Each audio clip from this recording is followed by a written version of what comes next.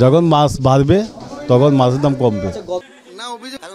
গত সপ্তাহ তুলনায় এখন প্রতি কেজিতে 10 টাকা 12 টাকা কমছে। 10 টাকা 10 টাকা 15 টাকা এরকমই কমছে। আরও আশঙ্কা আছে, মানে কমবে, আরও কমবে দাম। এখন সব সবজি আছে, এখন সব সবজি সরবরাহ বেশি, আগের তুলনায় অনেক কম। এখন গত সপ্তাহ তুলনায় এখন প্রতি কেজিতে 10 টাকা 12 টাকা কমছে। টমেটো, চিচিন্দে, বাঁধাকপি সব কিছুর দাম এখন বর্তমানে গত সপ্তাহ থেকে এখন আরও 10 টাকা 12 টাকা কম।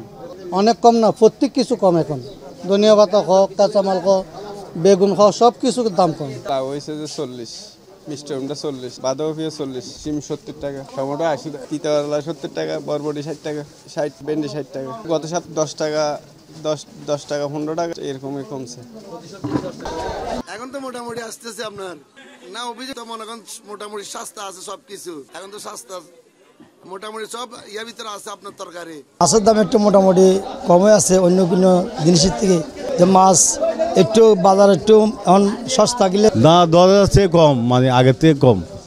মনে মধ্যে মাছ তো কাস্টমার নাই, বাজারে মানুষ নাই, ব্যাপারী নাই, ওর মধ্যে 300 টাকা 400 টাকা 11 টাকা এগুলো বেশ করছে। যখন মাছ বাড়বে তখন মাছের দাম কমবে। না, এটা তো আলহামদুলিল্লাহ এখন একটু ভালো লাগতেছে যে আগের চেয়ে কম পাইতেছে। এটা 15 টাকা পর্যন্ত উঠছে, 15 টাকা 50 পয়সা পর্যন্ত ডিমের দাম উঠছে, কিন্তু এখন একটু কমছে, এখন 10 টাকায় চলে আসছে। এটা আমাদের মতো সাধারণ পাবলিকের জন্য একটু সুবিধা।